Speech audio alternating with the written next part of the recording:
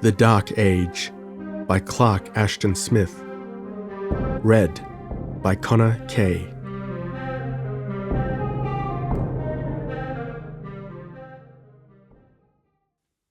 The laboratory was like a citadel. It stood on a steep eminence, overtopped by only the loftier mountains, and looked out across numberless, fir-thick valleys and serried ridges. The morning sunlight came to it above the peaks of perennial snow, and the sunsets burned beyond a rivered plain, where forest saplings had taken the battlefields of yesteryear, and skin-clad savages prowled amid the mounded ruins of Sybaritic cities. They who had built the laboratory in the years when Earth's loftiest civilization was crumbling swiftly had designed it for a fortress of science in which something of man's lore and wisdom should be preserved throughout the long descent into barbaric night.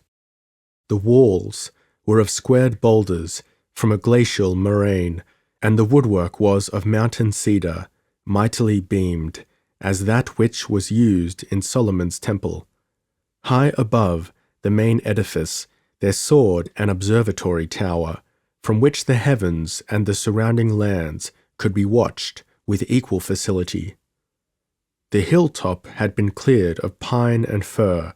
Behind the building were the sheer cliffs that forbade approach, and all around it a zone of repellent force, which could be made lethally destructive if desired, was maintained by machines that conserved the solar radiations and turned them into electricity. The dwellers in the laboratory looked upon themselves as the priests of a sacred trust. They called themselves the custodians. In the beginning they had numbered 8 couples, men and women of the highest ability and attainment, specializing in all the main branches of science, who had withdrawn to this secluded place from a world ravaged by universal war, famine, and disease, in which all other scientists and technicians were doomed to perish. The region about the laboratory was, at that time, unpeopled, and the building, reared with utmost secrecy, escaped destruction in the warfare that wiped out whole cities and covered great empires with low-lying clouds of death. Later, in the hills and valleys below the laboratory, there came a wretched remnant of city dwellers from the plain. With these people, already brutalized by their sufferings and hardships, the handful of scientists held little commerce. Over a course of generations, the custodians, intermarrying, decreased gradually in number through sterility, while the other fugitives multiplied, reverting more and more to a state of barbarism, and retaining only, as a dim tribal memory, the legend of a civilization from which they had fallen.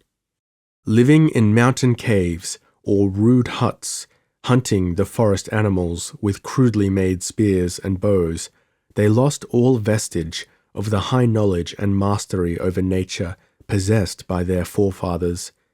They understood no longer the machines that rusted in the rotting cities.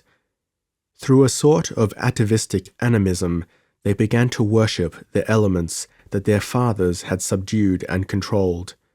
At first, they tried to assail the laboratory, impelled by a savage lust for loot and bloodshed, but driven back with dire loss by the zone of deadly force, they soon abandoned their siege.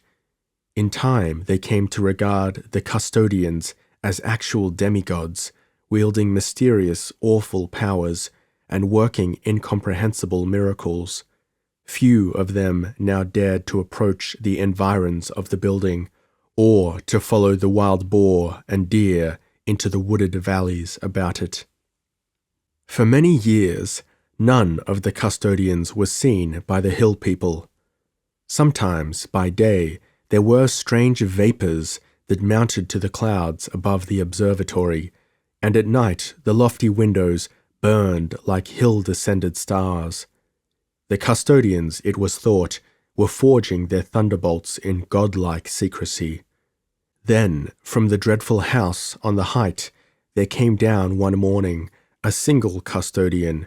He bore no weapon, but carried an armful of heavy books. Approaching a small village of the tribesmen, he raised his right hand in the universal gesture of peace.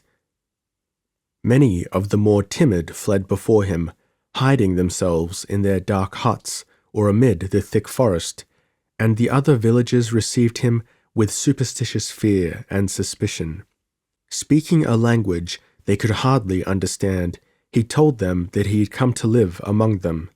His name was Attalus. By degrees he won their confidence, and afterwards he mated with a woman of the tribe.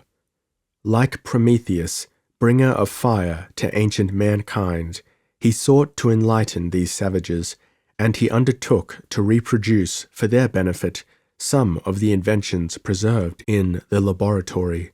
He told them nothing of his reasons for leaving the other custodians, with whom he had held no communication since joining the hill people. Attalus had brought with him no other equipment than his few books. For lack of even the most rudimentary tools and materials, his scientific labors were fraught with immense difficulty. The savages, in their reversion, had lost even the knowledge of metals. Their weapons were those of the Stone Age, their plowshares crooked sticks of fire-hardened wood. Attalus was compelled to spend whole years in mining and smelting the ores that he required for his tools and machines, and he even made long, hazardous journeys to obtain a supply of certain elements lacking in that region. From one of these journeys he failed to return, and it was believed that he had been slain by the warriors of a very hostile and very brutal tribe, upon whose territory he had intruded in his search. He left behind him one child, the boy Torcain, whose mother had died shortly after the child's birth. Also, as a legacy to the tribe, he left a few tools of copper and iron, in whose forging he had instructed some of the more intelligent men. The machines on which he had labored with such pain and patience were only half completed, and following his disappearance, no one was competent to finish them. They were designed for the development of electric power and the use and control of certain cosmic radiation, but the tribesmen who had assisted Attalus knew nothing of their purpose and the principles involved. Attalus had meant to instruct his son, Torcain, in all the lore of the custodians, and thus the elder sciences, conserved so jealously by a few, might have become in time the heritage of all mankind. Torcain had reached the age of 4 when Attalus vanished, and he had learned no more than the alphabet and a few simple rules of arithmetic. For lack of his father's guidance, this rudimentary knowledge was of little use to him, and, though naturally precocious and brilliant beyond his age, he could not continue for himself the education that Attalus had begun. In the soul of Torcain, however, as he grew to manhood among primitive companions, there burned the spark of a restless aspiration, an inherent craving for knowledge that set him apart from the others. He remembered more of his father than most children recall when deprived of the parent at so early an age, and he learned from his fellows that Attalus had been one of the custodians, who were looked upon by the tribe as beings with divine powers and attributes. It was commonly believed that the custodians had banished Attalus from their midst because of his desire to help and enlighten the hill people. Slowly, as his mind matured, there came to Torcain an understanding of the altruistic aims of his father, who had dreamt of restoring the old sciences in a darkened world. Torcain lived the rude life of the tribesman, hunting the hare, the boar, and the deer, and climbing the precipitous crags and mountains. Excelling in all barbarous sports, he became very hardy and self-reliant. Outwardly, he differed little from the other lads, except for his fairer skin and straighter features, and the dreaminess that filmed his bright eyes on occasion.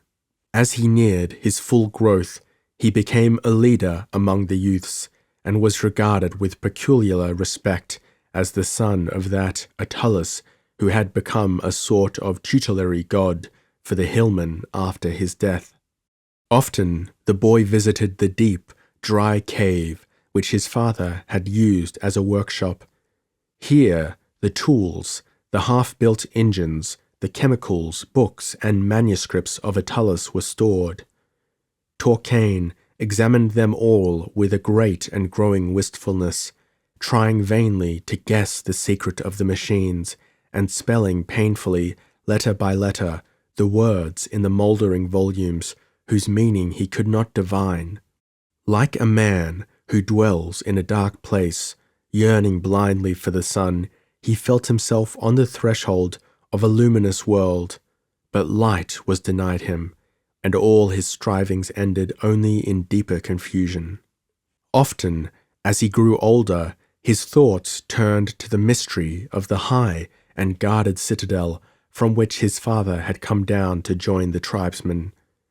From certain points on the higher hills, he could see its observatory towers looming darkly above the cleared eminence.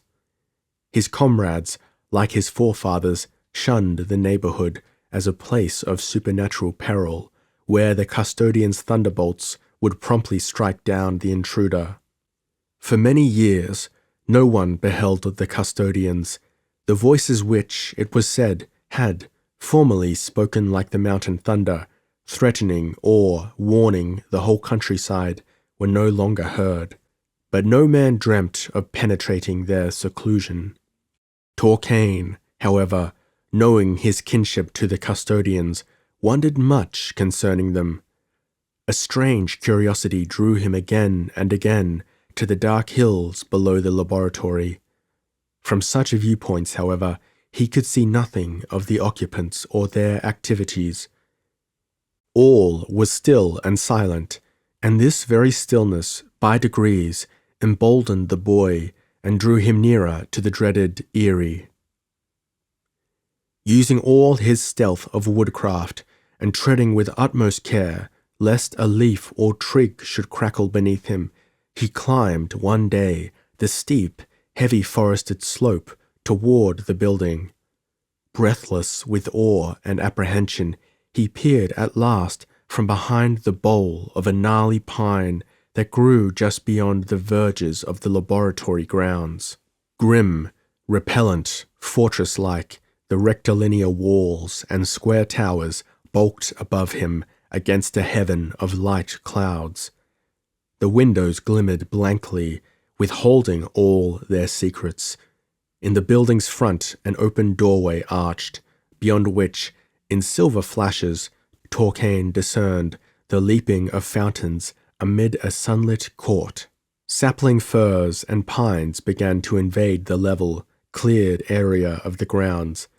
Some of them were already shoulder-high, while others rose only to a man's waist or knees, offering little obstruction to the view. Amid these miniature thickets, Torquain heard a vengeful humming that might have been made by some invisible throng of bees. The sound maintained always the same position, the same pitch. Peering closely, he saw that there was a yard-wide line of bare, vacant soil running like a path amid the young conifers, and following the apparent course of the sound. This line, he knew suddenly, betokened the force barrier beyond which no man could pass, and the humming was the noise made by the repellent lethal power. Much of the area between the saplings and the laboratory was filled with rows of vegetables, and there was also a small flower garden. The place bore evidence of a careful tending and had been watered recently, but no one was in sight at the time. In the building itself, as Torquain stared and listened, there began a sonorous iron throbbing whose cause, in his complete ignorance of machinery, he could not imagine.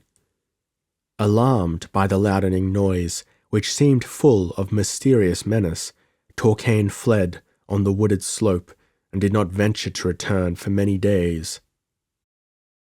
Curiosity, and some emotion deeper than curiosity, whose nature and origin he could not have defined, impelled him to revisit the place in spite of his vague, half-superstitious fears and intuitions of danger. Peering, as before, from the shelter of the ancient pines, he beheld for the first time one of the building's occupants. At a distance of no more than 20 yards from his hiding place, a girl was stooping above the violets and pansies in the trimly plotted flower garden. Torquain thought that he gazed upon a goddess, for, among all the village girls, there was none half so lovely and graceful as this incredible being. Clad in a gown of light April green, her hair falling in a luminous yellow cloud about her shoulders, she seemed to cast a brightness on the flowers as she moved among them. Drawn by a strange fascination such as he had never before experienced, the boy leaned from behind the sheltering pine, forgetful of his fears, and unconscious that he was exposing himself to view. Only when the girl happened to glance toward him and gave a low, startled cry as her eyes met his, did he realize the indiscretion into which he had been betrayed. Torquain was torn between the impulse of flight and a strong, unreasoned attraction that made him unwilling to go. This girl, he knew, was one of the custodians, and the custodians were demigods who wished no intercourse with men.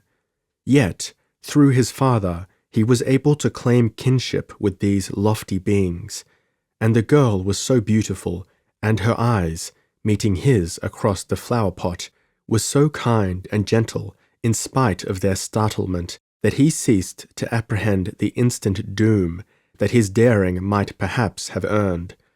Surely, even if he remained and spoke to her, she would not loose against him the dreadful lightning of the custodians. Raising his hand in a gesture of placation, he stepped forward among the seedling conifers, stopping only when he neared the vicious humming of the invisible force barrier.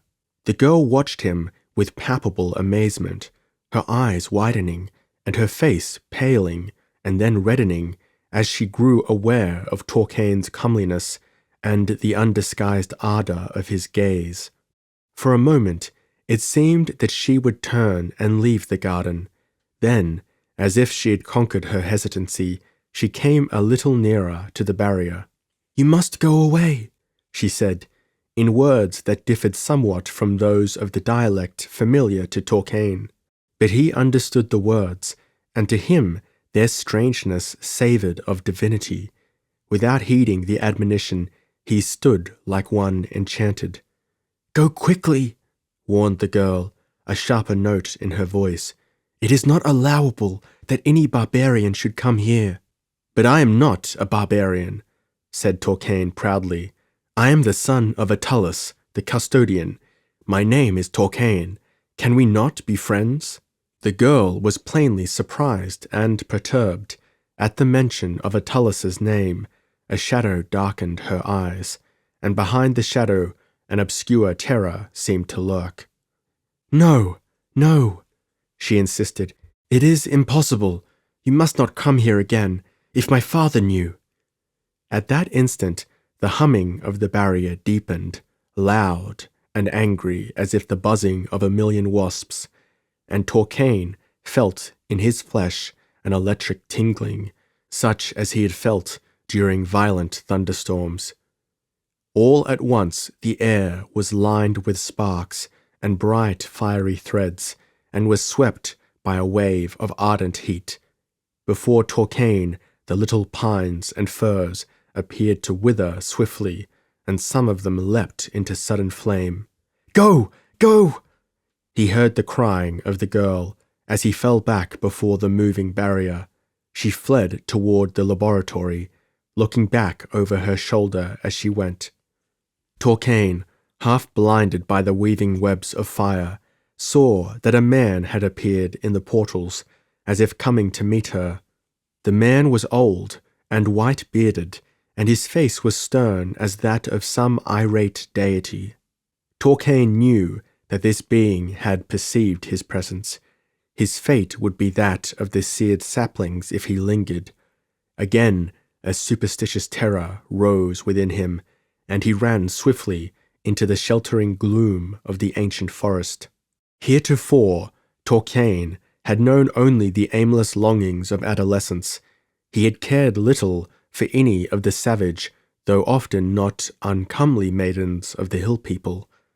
Doubtless he would have chosen one of them in time, but, having seen the fair daughter of the custodian, he thought only of her, and his heart became filled with a turmoil of passion that was all the wilder because of its overweening audacity and apparent hopelessness. Proud and reticent by nature, he concealed this love from his companions, who wondered somewhat at his gloomy moods and the fits of idleness that alternated with feverish toil and sport. Sometimes he would sit for whole days in a deep study, contemplating the machines and volumes of Attalus. Sometimes he would lead the younger men on the chase of some dangerous animal, risking his own life with a madder disregard than ever before, and often he would absent himself on lonely expeditions that he never explained to the others. These expeditions were always in the region about the laboratory. For a youth of Torquaine's ardour and courage, the perils of such visits became an excitant rather than a deterrent. He was careful, however, to keep himself hidden from view, and he maintained a respectful distance from the humming barrier. Often he saw the girl as she moved about her garden labours, tending the blossoms and vegetables, and he fed his desperate longing on such glimpses, and dreamed wildly of carrying her away by force, or of making himself the master of the laboratory. He suspected, shrewdly, that the custodians were few in number, since he had only seen the girl and the old man, who was probably her father. But it did not occur to him that these were the sole tenants of the massive citadel. It seemed to Torquaine, pondering with a lover's logic, that the girl had not disliked him. She had warned him to go away, had called him a barbarian. Nevertheless, he felt that she had not been offended by his presumption in accosting her. He was sure that he could win her love if given the opportunity. Mating with a daughter of the custodians, he would win admittance to that world of light and knowledge from which his father had come, that world which had tantalized his dreams. Tirelessly he schemed and plotted, trying to devise a way in which he could pass the force barrier, or could communicate with the girl without bringing upon himself the custodian's anger. Once, by moonlight, he attempted to climb the cliffs behind the laboratory, working his way hazardly from coign to coign.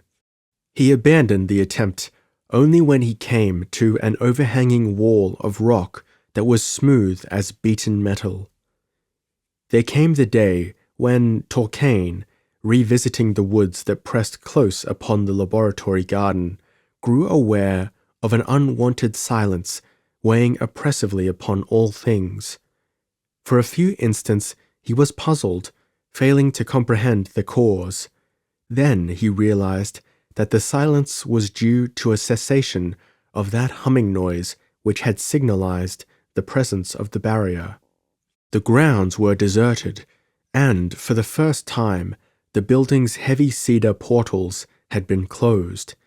Nowhere was there any sound or visual sign of human occupation. For a while, Torquaine was suspicious, apprehending a trap with the instinct of a wild creature. Knowing nothing of machinery, it did not occur to him that the repellent power had failed through the wearing out of its hidden generators. Perplexed and wondering, he waited for hours, hoping to catch a glimpse of the girl, but the garden remained empty, and no one opened the frowning portals. Alert and vigilant, the boy still watched. The forest's afternoon shadows began to lengthen, invading the laboratory grounds. Screaming harshly, a mountain blue jay flashed from the pine above Torquain and flew unharmed across the area that the lethal screen had formerly barred to all ingress of living things. An inquisitive squirrel raced among the saplings over the bare path of the barrier and chittered imprudently in a plot of young corn and beans.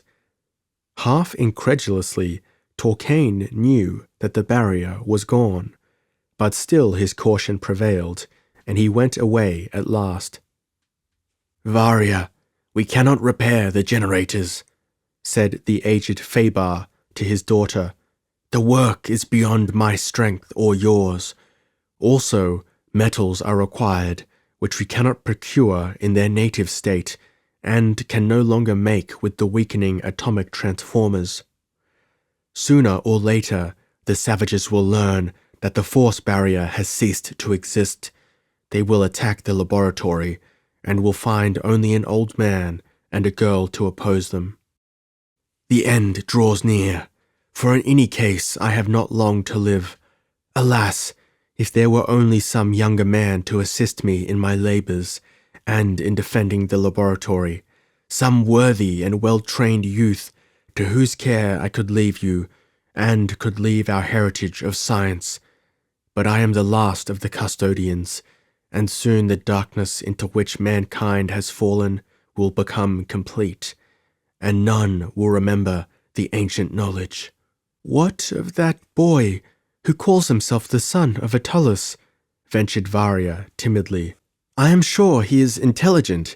He could learn quickly if you were to receive him into the laboratory." "Never!" cried Faber, his quavering voice grown loud and deep with an old anger. "He is a mere savage, like the rest of mankind, and moreover, I would rather receive a wild beast than the progeny of the false Attalus. That Attalus whom I drove from the laboratory because of his evil passion for your mother. One would think you were enamored of this young forest wolf. Speak not of him again." He glared suspiciously at the girl, the rancour of unquenched enmity and jealousy toward Attalus glowing in his sunken eyes, and then turned, with palsy-shaken fingers, to the test tubes and retorts, among which he was still wont to busy himself in pottering experiments. Torquain, returning the next day, verified his discovery of the barrier's failure. He could now approach the building if he wished, without peril of being blasted from existence at the first step. Boldly, he went forward into the gardens and followed a little path that led to the shut portals. Coming in plain view of the windows, he laid his bow and arrows on the ground as a token of his peaceful intent. When he neared the portals, a man appeared on one of the high towers and trained downward a long metal tube revolving on a pivot. It was the old man he had seen before. From the tube's mouth there leapt, in swift succession, a number of little shafts of silent flame that played around Torquain and blackened the soil and flower beds wherever they struck. Faber's aim was uncertain, due to his aging eyesight and trembling hands, for none of the firebolts found its mark. Torquain went away, concluding that his overtures were still undesired by the custodians. As he entered the woods, he was startled by a human shape that drew back stealthily into the shadows. It was the first time he had seen anyone lurking in that century-shunned locality. In that brief glimpse, Torquain knew the man for a stranger. He wore no garment except a wolf's skin and carried for weapon only a crude spear tipped with flint. His features were brutal and degraded, and his forehead was striped with red and yellow earths, identifying him as a member of that extremely degenerate tribe which was believed to have slain Torquain's father. Torquain hailed the man, but received no answer other than the crackling of twigs and the sound of running footsteps. He dispatched an arrow after the intruder and lost sight of him among the tree trunks before he could notch a second arrow to the string. Feeling that the man's presence boded no good to the custodians or his own people, he followed for some distance, trailing the stranger easily, but failing to overtake him. Disturbed and uneasy, he returned to the village. After that, for long hours daily and sometimes by night, he watched the hills above the laboratory, glimpsing more than once the strange tribesmen, together with others, plainly of the same clan. These savages were very furtive, and in spite of all his woodcraft, they avoided any direct encounter with Torquain. It became manifest that the laboratory was the center of their interest, since he found them lurking always somewhere in its neighborhood. From day to day, their numbers increased, and Torquain soon conceived the idea that they were planning an attack upon the building. Henceforth, the torments of his baffled love became mingled with fears for the safety of its object. He had kept this love and his trips and vigils secret from his comrades. Now, calling together the young men and boys who acknowledged him as their leader, he told them all what he had experienced and observed. Some, learning that the force barrier was dead, urged an immediate assault upon the laboratory, and promised Torquain their assistance in capturing the girl. Torquain, however, shook his head, saying, "A deed such as this would ill become the son of Attalus. I will take no woman against her will. Rather would I have your aid in protecting the custodians, who are now few and feeble, against the marauding of this alien tribe." Torquain's followers were no less willing to fight the intruders than to assail the laboratory. Indeed, the alien clansmen were regarded as natural foes, and their slaying of Attalus had not been forgotten.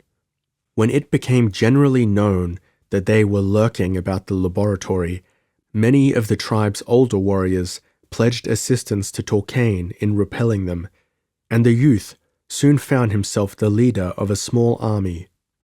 Scouts were sent out to watch closely the movements of the foreigners, who had grown bolder with daily reinforcements. At midnight, some of the scouts reported that they were gathering on the slope below the laboratory. Their exact number was hard to determine because of the thick forest. Some of them had been stripping a fallen pine of its boughs with stone axes, and it seemed plain that the attack was imminent, and that the pine would be used as a sort of battering ram to break in the portals. Torquain marshaled immediately his entire force, numbering close to 100 men and boys. They were armed with copper knives or spears, well-seasoned oak or dogwood boughs, and quivers filled with copper-tipped arrows. In addition to his own bow and knife, Torquain carried with much caution a small earthen jar filled with a grey powder, which he had taken from Attalus' workshop. Years before, during his boyhood, prompted by a spirit of crude experimentation, he had dropped a pinch of the powder upon a bed of coals and had been startled by the loud explosion that resulted. After that, realizing his complete ignorance of such matters, he had feared to experiment with any more of the chemicals prepared and stored by his father. Now, recalling the powder's properties, it occurred to him that he might make an effective use of it in the battle against the invaders. Marching with all possible speed, the little army reached in an hour the starlit height on which stood the dark laboratory. The wooded slope was apparently clear of the alien savages who had swarmed upon it earlier that night, and Torquain began to fear that they had already assaulted and taken the building. However, When he and his men emerged from the forest on the edge of the gardens, he saw that the attack had just begun. The grounds swarmed with stealthy, silent shapes, dimly discernible, who moved with a concerted surging toward the still and unlit edifice. It was as if an army of shadows had beleaguered a phantom fortress. Then the eerie silence was shattered by a loud crashing together with an outburst of ferocious howling from the savages. Torquain and his followers, rushing forward, saw the center of the dark horde surge backward a little. They knew that the battering ram had failed to break in the cedar portals at its first impact and was being drawn for a second attempt. Torquain, running well ahead of his men, ignited, with a pitchy pine brand, the fuse of tinder vegetable fiber which he had prepared for the earthen jar. The fuse burned perilously close to the jar's contents ere he came within hurling distance of that savage horde. He heard another and harsher crashing, followed by wild shouts of triumph, as if the door had given way. Then the jar, flung with all his strength, exploded with a great flash that lit the entire scene, together with a deafening detonation as of mountain thunder. Torquain, who had been prepared for some violent result, was hurled backward to the ground with stunning force, and his followers stood aghast, believing that they had witnessed the falling of a fiery bolt, launched by some hidden custodian. A similar belief, it seemed, had been impressed even more powerfully upon the minds of the besiegers, for they fled on all sides in dire disorder. Some were speared in the darkness by Torquain's men, and the rest scattered amid the pines with frightful howls. Thus, for the first time since the beginning of the Dark Era, gunpowder was used in battle. Torquain, regaining his feet, found that the combat was already over. He advanced cautiously and came upon the dismembered bodies of several of the invaders, lying strewn about a garden plot that had been blasted and deeply pitted by the explosion. All the others, it seemed, had either escaped or been counted for by his warriors. There was small likelihood that the savages would repeat their assault on the laboratory. However, for the remainder of that night, he and his followers kept watch about the building, lest its inmates should mistake them for enemies. He went more than once to the portals, which had been shattered inward by the pine ram, and shouted aloud to declare his peaceful intentions. He had hoped for some sign from the girl, but in the courtyard beyond the broken door, there was naught but the ghostly splashing of fountains. All the windows remained lightless, and a tomb-like silence hung upon the building. At earliest dawn, Torquain, accompanied by 2 of his warriors, ventured to enter the courtyard. In an angle of its opposite side, they came to an open doorway, giving admission to a long empty hall, illuminated dimly by a single globe of mysterious blue light. They followed the hall, and Torquain shouted as they went, but was answered only by hollow-sounding echoes. A little awed, and wondering if the silence might betoken some cunning trap, they reached the hall's end and paused on the threshold of an immense chamber. The place was crowded with unknown, intricate machines. Tall dynamos towered to the skylighted roof, and everywhere, on wooden benches and shelves or stone-topped tables, there were huge, strangely shaped vessels and vials and beakers filled with hueless or colored liquids. Gleaming, silent motors bulked in the corners, apparatuses of 100 forms, whose use the young barbarians could not imagine, littered the paved floor and were piled along the walls. In the midst of all this paraphernalia, an old man sat before one of the vial-laden tables in a chair of cedar wood. The light of sunless morning, livid and ghastly, mingled with the glow of blue lamps on his sunken features. Beside him, the girl stood, confronting the intruders with startled eyes. "We come as friends," cried Torquain, dropping his bow on the floor. The old custodian, glowering with half-senile anger, made no effort to rise from his chair, but sunk back as if the exertion were beyond his strength. He spoke faintly and motioned with weak fingers to the girl, who, lifting from the table a glass filled with a water-clear liquid, held it firmly to his lips.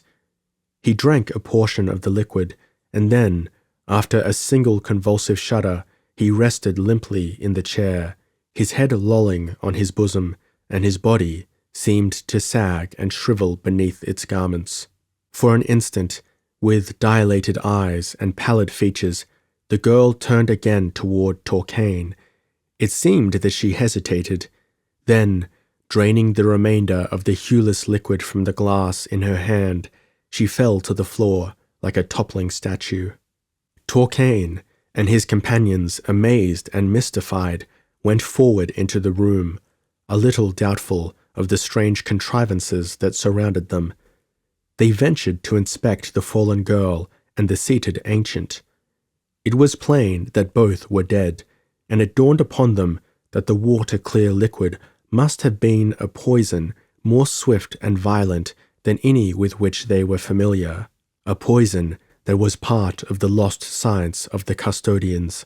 Torquain, peering down at the still inscrutable face of Varia, was filled with a blind mingling of sorrow and bafflement. It was not thus that he had dreamt of entering the guarded citadel and winning the custodian's daughter. Never would he retrieve the mysterious lore of the custodians, or understand their machines, or read their ciphered books. It was not for him to finish the Promethean labors of Attalus and re-illuminate the dark world with science. These things, with the girl Varia for mate and instructress, he might have done, but now many centuries and cycles would pass ere the lifting of the night of barbarism and other hands than those of Torquain or the sons of Torquain would rekindle the lamp of ancient knowledge. Still, though he knew it not in his sorrow and frustration, there remained other things, the clean, sweet lips of the simple hill girl who would bear his children, the wild, free life of man, warring on equal terms with nature and maintaining her laws obediently, the sun and stars unclouded by the vapors of man's making, the air untainted by his seething cities.